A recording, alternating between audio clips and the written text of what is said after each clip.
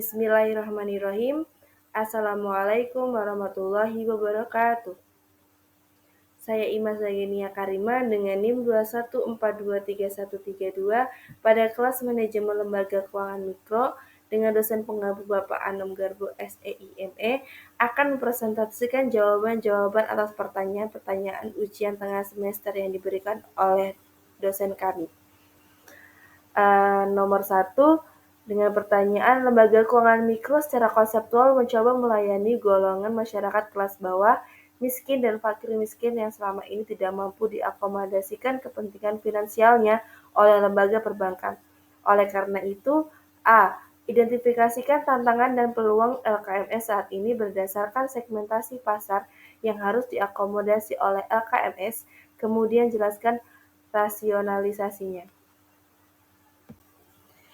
Jawaban saya yaitu tantangannya adanya persaingan ketat antar lembaga. Pasti setiap perusahaan ataupun apapun pasti mempunyai persaingan ketat antar lembaga tersebut ya. Adapun juga pada LKMS ini dia juga harus bersaing dengan lembaga keuangan lainnya dalam menarik nasabah dan mempertahankan nasabah yang sudah ada. Persaingan yang semakin ketat ini dapat mempengaruhi kinerja LKMS dan mengancam kelangsungan hidupnya di pasar. Kemudian, kurangnya kesadaran pada masyarakat karena banyak masyarakat yang lebih memilih ke rentenir dan kurangnya literasi ataupun pengetahuan tentang LKMS ini karena mereka lebih mengetahui perbankan konvensional. Kemudian keterbatasan modal, keterbatasan sumber daya manusia. Peluangnya yaitu potensi pasar meluas, potensi pengembangan, potensi sumber dana.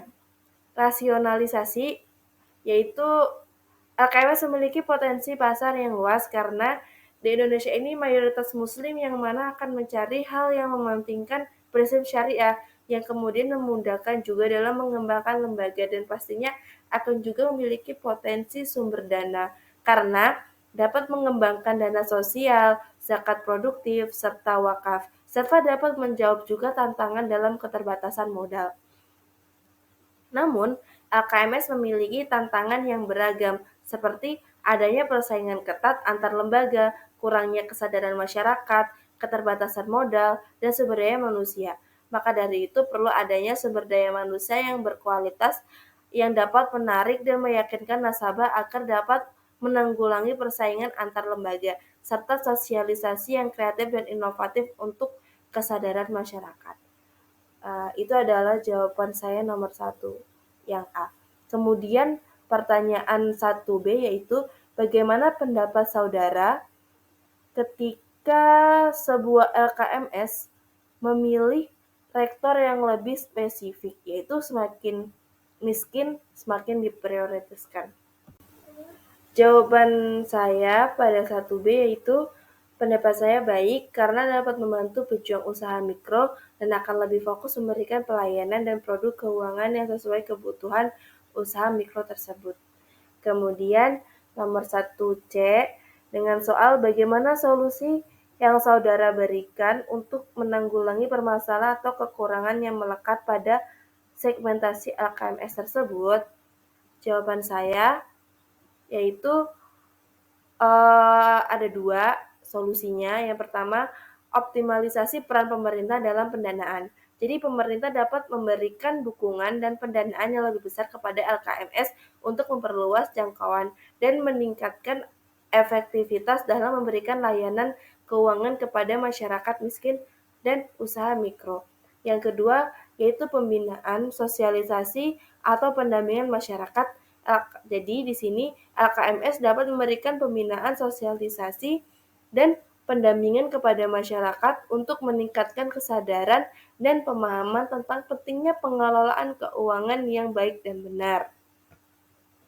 Kemudian nomor 2. Masuk nomor 2 dengan soal eksistensi pesaing LKMS dalam konteks artikel tersebut telah berperilaku cukup merugikan, baik secara nilai, konsepsi sama saja untuk semua lembaga, maupun secara ekonomi, yaitu menghasilkan kerugian berupa pembiayaan yang macet.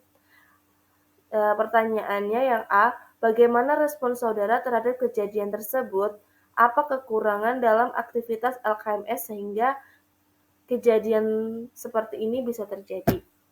Jawaban saya yaitu respon saya lumayan sedih dikarenakan saya sebagai orang awam yang belum terjun dan belum mengetahui lebih atau realita dalam bisnis, jadi merasa sedih jika perusahaan mengalami kerugian hingga 14 miliar, yang nominal tersebut tidaklah sedikit. Dan kekurangan aktivitas tersebut menurut saya adalah kurangnya sumber daya manusia dalam meyakinkan dan memberi pemahaman terhadap nasabah yang menjadikan nasabah tersebut terhasut oleh rentenir maupun LSM.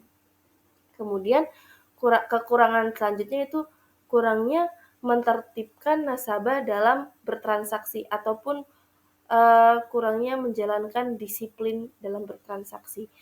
Nah, yang 2B dengan soal kegiatan apakah yang bisa dilakukan untuk mengantisipasi dan atau menangani problematika persaingan semacam itu.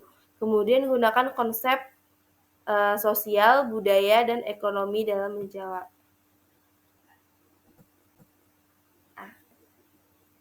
Jawaban saya yaitu dalam konteks sosial, kegiatan yang dapat dilakukan adalah meningkatkan kesadaran masyarakat, kemudian menjalani hubungan yang baik dengan nasabah.